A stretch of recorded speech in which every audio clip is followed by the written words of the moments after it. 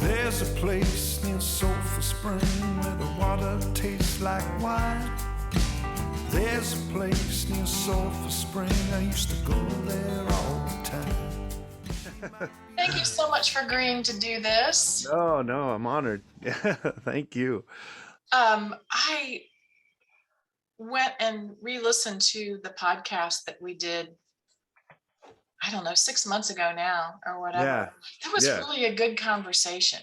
Yeah, I felt really good about For just pulling over on the side of the road and talking in a parking lot. it. That was a real... I really look forward to the day, and I hope it's not too far away when you and I can sit down face to face and have some of these conversations, No doubt. I don't even know where to start today. I've been kind of immersed in your music for the last couple of days, trying to get ready for this and wanting to perhaps cover some territory that we haven't covered before. Wonderful. And so I thought the easiest thing to do might be to try to concentrate on what I feel are the three legs of the Heartland Song Network, which is why we're here today. Mm-hmm. And that is education, collaboration, and mentorship. Yes. And so I thought I'd like to know a little bit more about your education, not only your music education. Your mother was a teacher, correct? Yes. Yeah. Mm-hmm. And so you're not afraid to be educated, I don't think. No, I was raised all around educators. My grandfather was a professor, and my aunts, uncles, they were teachers. My sister's a teacher. My brother's a professor. So oh my goodness. Well, you're the odd man out. Kind of, yeah. Kinda. Well, I was on that track, but I decided to go towards the troubadour route. What did you study at Graceland? That's where you went, in Lamona, Iraq. Yes. Lamona, right? What was your course of study there? Studio art for sculpture. I was on the path to being ceramics and sculpture is what I was concentrating on. I always painted and drew, but I had to really kind of choose in college, and that's the direction I went. So I did go for my MFA. I was on the path to be a professor, and I thought, you know what, these songs are calling me, and so I dropped out of grad school to my family's chagrin. They were not happy. But we've talked about this before. Your antenna are always up. Yeah. And the inspiration is flowing around in the ether. And it's incumbent upon those of you who have this antenna and the ability to tune into it to go with the flow, to let it come in and manifest itself however that might be. And for whatever reason, in my view, you're one of the few lucky people that have multiple channels that you can tune into to tap into that. You know what I mean? Yeah. Not only the oral, but the visual and the graphic. Is it a cacophony sometimes in your head, or are there literal channels that you can dial into? I actually think of it as one channel. I think we discussed this a little bit too, my job is to be inspired, and I feel like, and to capture that somehow, and how it manifests, it kind of tells me, but it is the same channel. It's like, what is this? Is whispering, is it as a poem, or is there a melody that could go with this? And it's fun to figure that out. Sometimes it's a visual, and I have to describe it, or I have to paint it or sculpt it. Usually it's painting now, but a lot of my lyrics are based off of these images, so I already have a painting in mind when I'm doing it. So I'm definitely using my art background to write songs, and that's been the case since I first started writing. I was a visual. When it came to music, I learned visually by colors, and I didn't have the language yet. Before I took music theory courses, I really was just basing it off of visual things I could see or feel, That was going to be my next question about your education, is since was music theory or music education part of the fine arts program that you pursued in college, or is there education that you've pursued in the last 20 or 25 years since you got out of school to try to hone those skills? I was surrounded by music majors, so I got a little of that, but I didn't take any courses when I was in my undergrad. I was I went back after a few years after I had graduated from college. I went back because I was obsessed with songs by then, and I was learning a lot about how to write a song, and I was learning by learning other musicians stuff, but I wanted that language. So I went back and took theory courses, and it was really helpful in composition and understanding certain rules and where to break them and where to lean on them.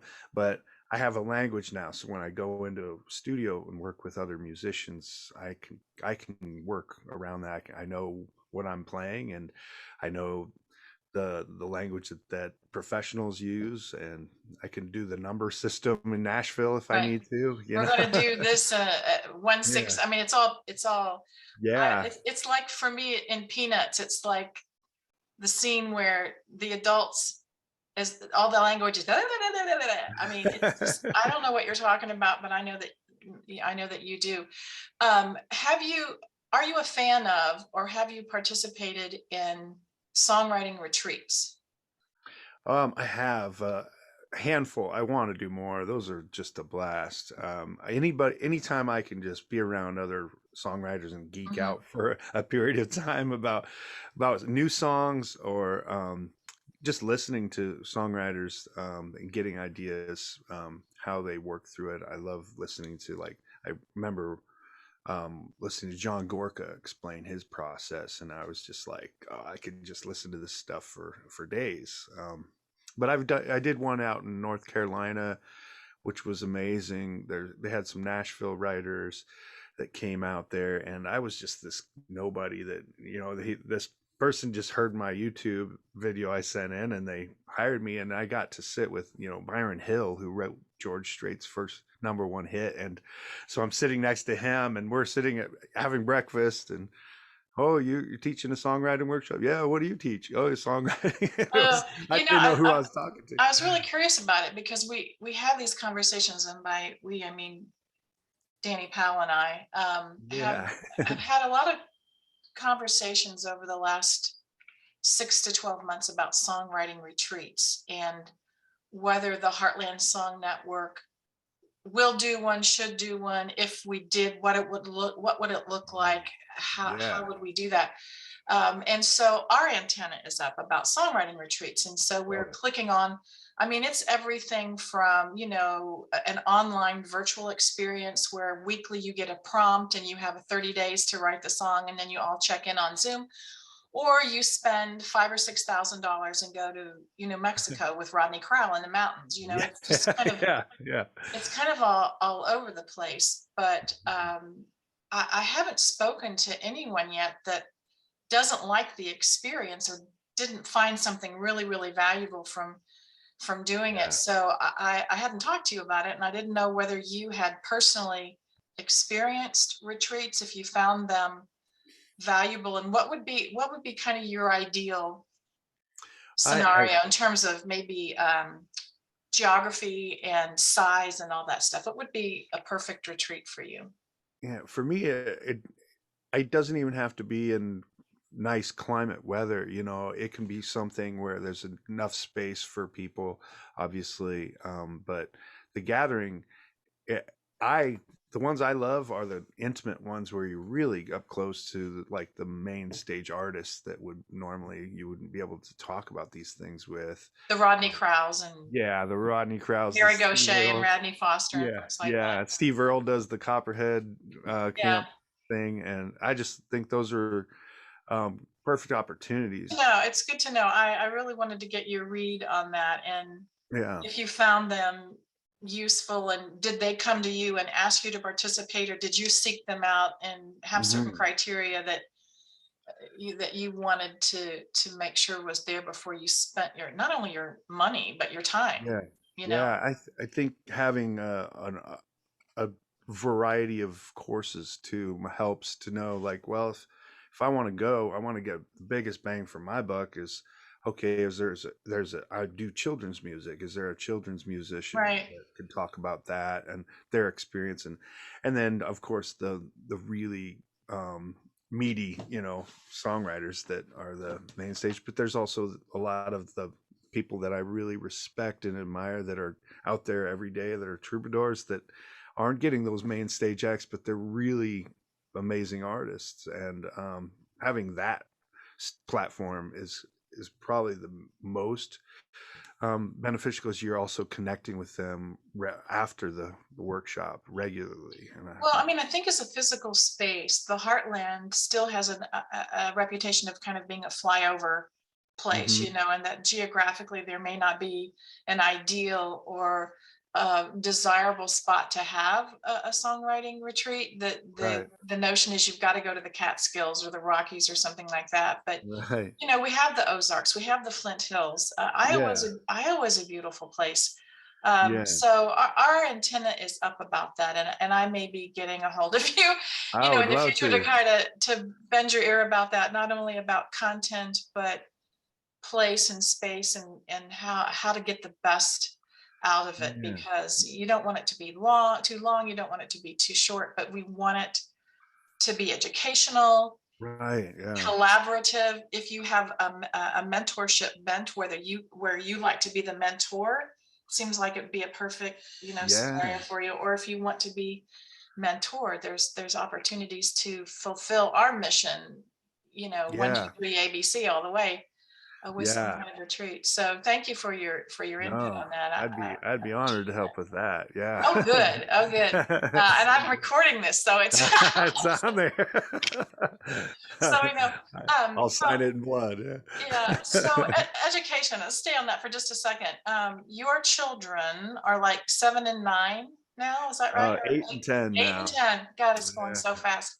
Yeah. I mean, I think when I first met you, you had just married Alyssa. Your Yeah. kids weren't born We yet. I only had my first son from my first Yeah, marriage. yeah, Ashley, and he's Yeah. doing really well as well. It has to be.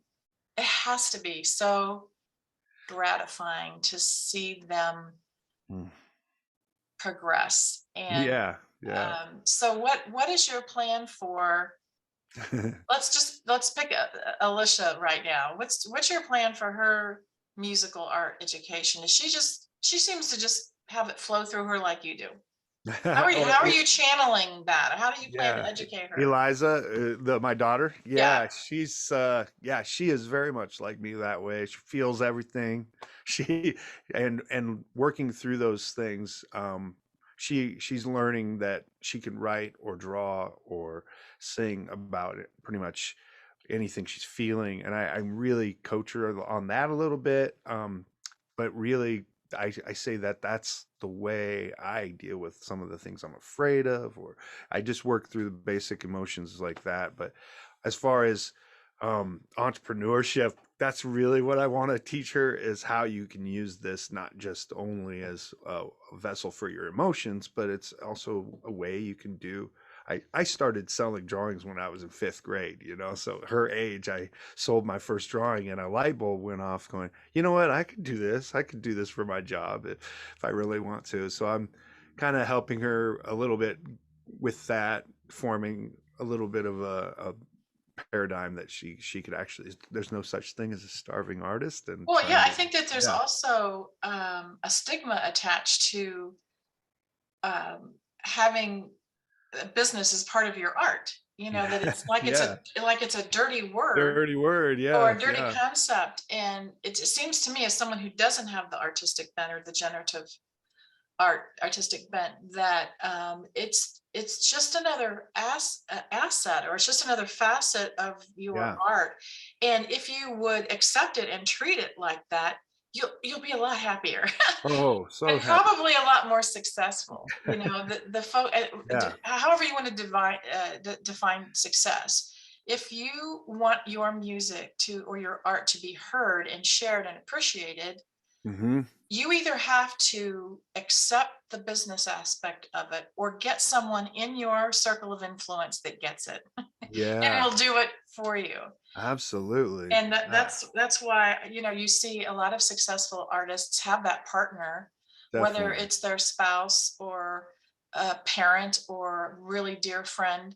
that will help them Yeah. navigate that. But the business aspect of it, if you seek to earn a so-called living with your art, you have to accept it as part of the It's game. And there's this whole, education I track that goes with that too, Yeah, I've learned, because when I left grad school, I had fully embraced the idea. I said, you know what? I'm going to risk it all here on this thing that I'm really following. And I knew I had already previously lived out of a vehicle for a year and slept on the streets, and I had seen the bottom. And I thought, well, if all else fails, I'll still be making art and music if I have to. That's the worst it can get. It's only up from there. And since then I've really had fun, and um, I saw it as a creative challenge instead of this grueling business thing I had to learn. I thought, I'm going to treat this creatively, how as a project for me, and it's been fun to make a living doing this now, thinking of it as more of a creative solution. Well, I mean, I think that attitude and that kernel of knowledge is probably the most valuable thing that you could share with others Yeah. along the way in a boot camp or whatever. It's we've talked about this in our last conversation in the podcast, how the pandemic kind of opened up the flow on your graphic art, and how you kind Yeah. of painted through it and then Yeah. went on the road and decided, I'm not going to travel from sea to shining sheets, from sea Yes. to shining sea to do this. I can do this right here in my own backyard in the Heartland and watch my children grow up, and Yeah. I can do Yeah. this. And you're doing it. I am. I So am. we It's haven't been talked great. for about 6 or 7 months about this now. So how is it going? It's You're busy. good. Yeah, I still played quite a bit this summer. It felt almost like, because there's a lot of outdoor shows, and so I had a full schedule all the way up until November, and November even got pretty crazy busy. I did some in-school workshops and stuff with kids, songwriting and art, um, but it's really feels wonderful after the pandemic. I painting through all that, knowing I could make a living doing that, supporting my family with just the art, it really gave us these options now where I go, okay, I'm going to choose the gigs that I want, and I can really pick and choose instead of just grind out every gig I have to play. It's kind of empowered us. We're doing really well here. So For Team Chad, it's going yeah, really yeah, well. And yeah. it seems like a great model of behavior for your kids and Mhm. your wife and your partners. You're so lucky. He's Yeah, lucky, but you are very lucky. You're very we're lucky. I'm very fortunate. So, do your children go to public school there in Lamoni? Yeah, yep, they And do do. they have music and arts education in the public schools there? Oh, that's the saddest part. This last year, the longtime music instructor retired, and she Mm, taught violin and string programs, and through budget cuts and everything else, the string program's gone now. And so Eliza still has a fiddle here that she plays with me, and but we're kind of in a place where the music program's hurting, and the art program is, they have an teacher, but the music program is really hurting this year. gosh, that I just hear that so much. And Yeah. one of the things that we've been able to do at the Heartland Song Network is, through the generosity of one of our patrons, offer some youth grants to a couple of kids that just weren't Oh getting man, able to continue their lessons without some help. And so we are able to help them for at that's least the great. next 3 or 4 months, get the lessons that Yeah. they want and that they need, and that they show really great promise and need to have that opportunity. Hmm. Do you see yourself as a teacher? I do naturally. If yeah, I really love doing that. And I toyed around with the idea of doing elementary ed for a while, and I even worked in elementary schools for a couple years out of college. I was like a teacher's aide. I didn't have a degree in, but I could work as a teacher's aide there. So I worked in like at-risk youth, and I did the behavior transition room. I'm pretty good at, you know, disarming, Right. any kind of high emotional situation. That was Well, my you know, job, to I calm would love, kids as a down. kid, I remember, I probably told you this story before. When I was in like fourth or fifth grade, they had a marionette troupe come to our school, Oh and, yeah. in Columbus, Ohio. And I don't remember us ever having a program before or after that. I Oh don't know that it was ever made available or whatever, but that experience left such a mark on me, the wonder of it all, and that people made yeah. a living going to schools presenting Yeah. these marionette programs and these shows. And it really was life changing. So I can imagine me Yeah. being in fourth or fifth grade, and Chad Elliott walks in the room with that guitar and his books, and sits down and Oh, spends an hour or two with us. I mean, kids, you've got to know that the children that are experiencing that are never going to forget it. well, well, that's what I love about it so much is I know that, well, I look at these teachers grinding it out every day and I feel for them because I could never do that. I don't have that, but I do have the ability to walk in and just get them all excited about art and music. And I love doing it. I get fed by it energy wise and I get ideas from them. And I spend a whole day with different classes and I'll set up an easel and have a blank canvas and I'll get their ideas what I'm going to paint and I'll paint in front of them. And it's pretty magical for me anyway. I just love hearing them go, ooh, ah. So what's the network that got you plugged into doing that? I mean, are you doing something like that every week? Is it the school districts that have you on their radar? Is it individual teachers that know Yeah. your It's art, or is it a combination of all that? it's usually a one school will tell another or a teacher that's a fan and they see my Instagram posts that I'm in a school. They go, wait, I can have you in my class, and so it really is an organic thing. There is Iowa Arts Council and um, the cultural affairs and all of that. Though they have grants and stuff like that and programs, and I think I'm still one of the roster artists, but I never really utilized that as much as I should have. This has been more of just like, okay, they see me online doing these fun classes and word of mouth, and I really rely on that. So, Um, Collaboration. mm, You have been able to go to Sun Studios and to Fame yeah, Studios, and you've worked with um, Greg Brown and such amazing artists. Do you find yourself to be a natural collaborator, or is it stressful?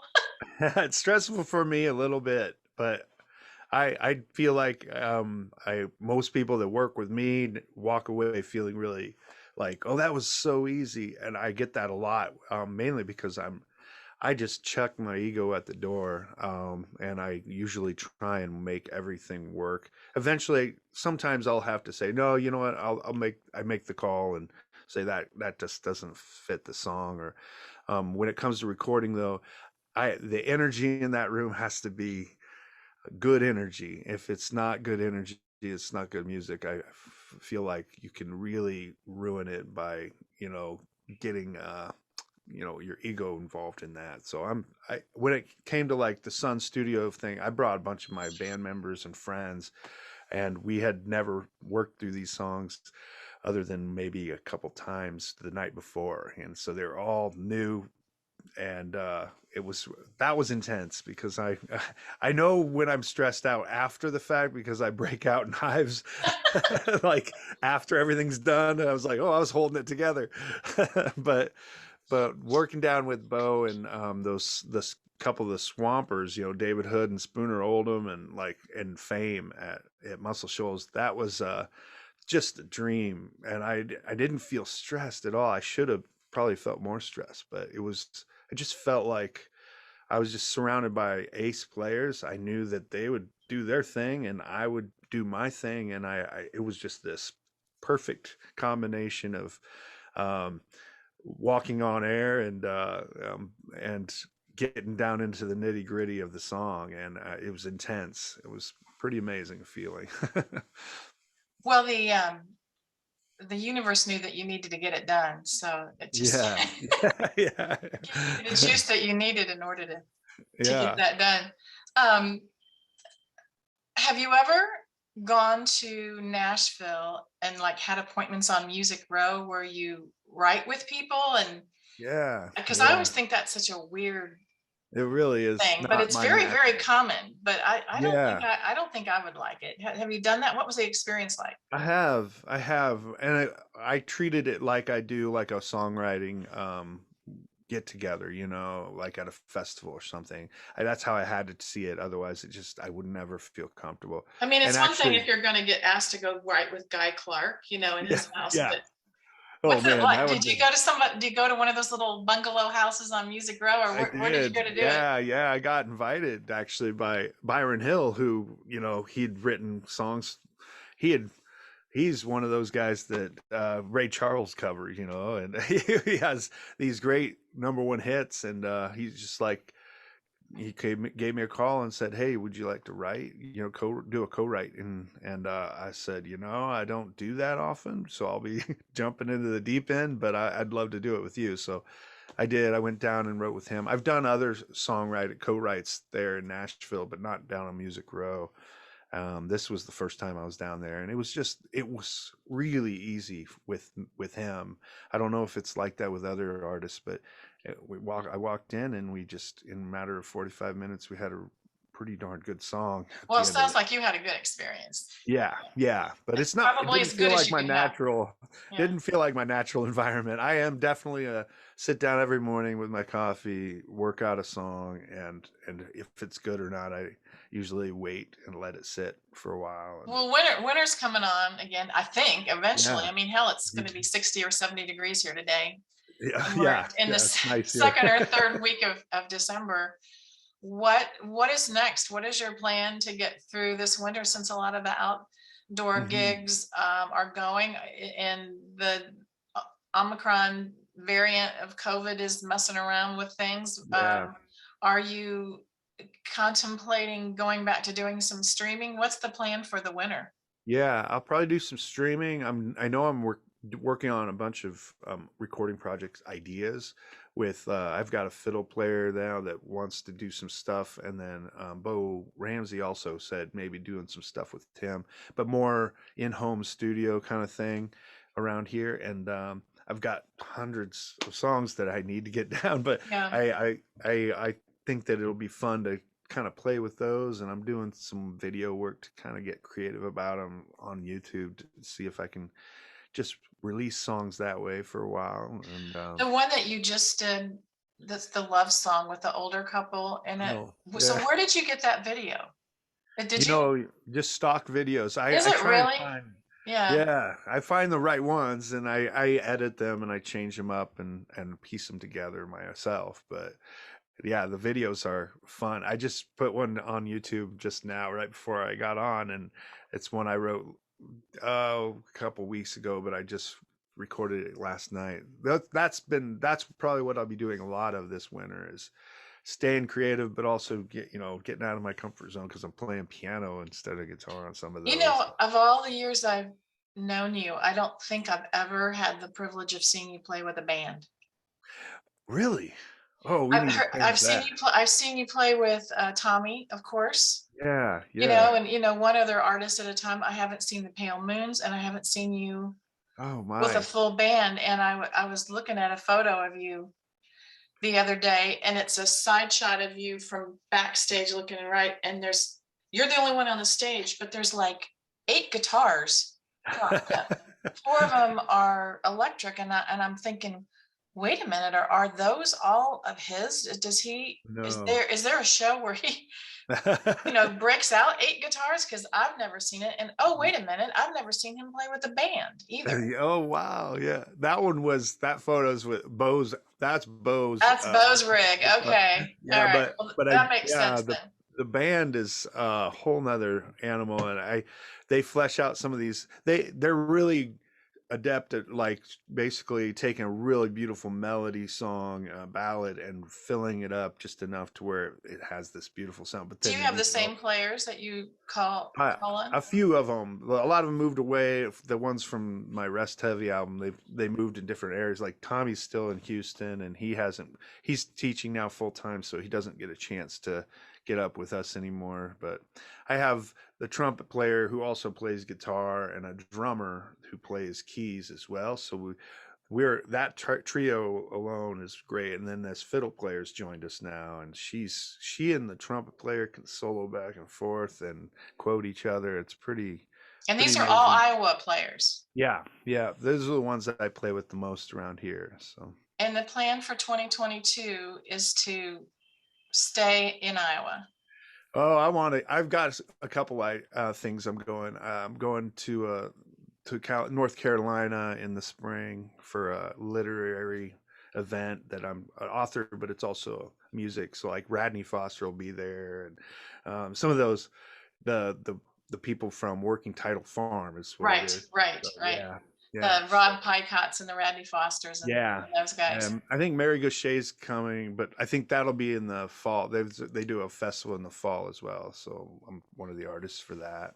Well, I admire your ability to really look at details and to, you know what I mean, and really be able to honor the details in the songs and in your Oh, in thank your you. art and in the literature. And we're so lucky to have you in the Heartland. I wanted to ask you before I let you go about the podcast, Oh because yeah, you're the reason I'm podcasting. I love it. So I see, I mean, I've listened to the podcast episodes that you have. Is there any room in your schedule or any plan in your schedule to continue with the podcast? And if so, what is it? What do you think it looks like? I've thought about it because it takes me so long to edit those. But I've been working on a new story. I've been writing stories as well, so they Hmm. fit really well with those.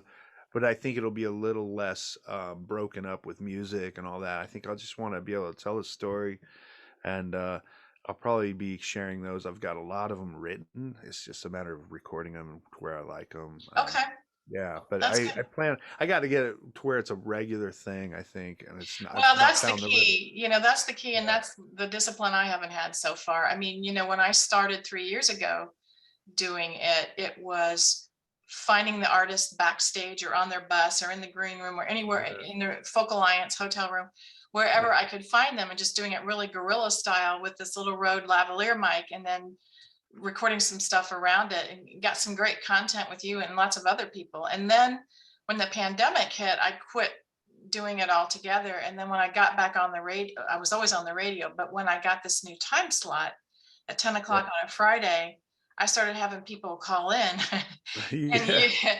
and doing these kind of in-depth interviews on the air, and then using that audio as content but it's been real irregular, as to when I put it out there. But I'm pretty proud of what's out there so You've got far. great, 35 great or 40 content. episodes that are out there.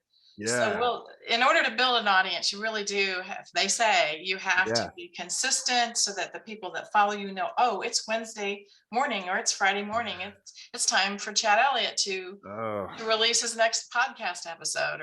So it's yeah. hard to build an audience. But I don't know that I'm trying to build an audience or monetize it in any way. I'm trying to just archive Yeah. my life in some way, in It's my really, experience with all these people. That's one of the biggest regrets I have is my mother was a big band singer, and she quit her career before I was born, and I never got to hear her sing, and I never got to hear her art. And now she's been gone so long, I've forgotten her voice. I don't remember what she sounded like. oh, And so yeah. I don't, not that my son probably cares, but I just No, have this kind of thought that I would like to somehow yeah. codify or memorialize these amazing conversations that I've had with folks like you and Amy Speece and Jim Lauderdale and Daryl Yeah. Scott and John Oates. I mean, I've had some amazing conversations Yeah. with people that have no idea who I am and don't care, but I was able to have these amazing conversations with them and then share. I'm so glad that you have plans to perhaps continue the podcast, because Danny and I really, really enjoyed the Oh, ones thank that you've you. done. It's a real gold standard in terms of the just the audio quality Oh, thank and you. and the content and stuff. So, I you're right to wait until you're ready, to do it or whatever, and not force it. got to get it to where I think you're right. I think now you just spurred me on. I'm gonna go look at them again and try and get some written down. Working on a story for the Des Moines Storytellers. In February, I'm doing it for that, and they're actually filming it and doing stuff. So that gets me really going on the storytelling stuff. My grandfather was a storyteller, and so it comes natural to where I want to do that. Yeah, I think it's important for that you have your kids and I think it's important for the generations that are coming behind us to know these stories, because I sure would like to know the stories that my parents could have Yeah. told me that they didn't, and I'm trying to piece it together through ancestry.com and stuff like that. Yeah. And it's, I'm like, oh man, would I like to sit, as a 70-year-old woman now, I would like to sit down with my 30 or 40-year-old mother and, oh man, it's kind of mind blowing. I was listening to Tapestry the other day, and those as I do, like all the time, off and on, for the last 50 years, your life has been a tapestry of rich and royal hue. Oh, An thank you. everlasting vision of an ever-changing view. I thought, man, that describes Chad Elliott. We're so appreciative of your help with the Heartland Song Network, not only as a member, but helping us raise money when we were first getting started, and donating your art. And we hope that we can be of service to you in the future, and that that you can help us fulfill our mission as well, because I think it's aligned with what you're doing. The education, the collaboration, the mentorship is definitely part of who you are. Please give our regards to your family.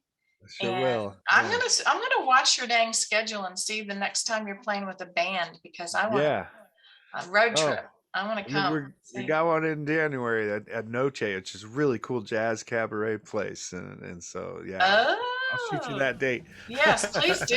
Please do, because we'd like to come. Thank you so much, Chad. Have a great rest of your day. Thank you, you too. Good to see you. All right. Love you. Bye-bye. Love you too. Bye-bye.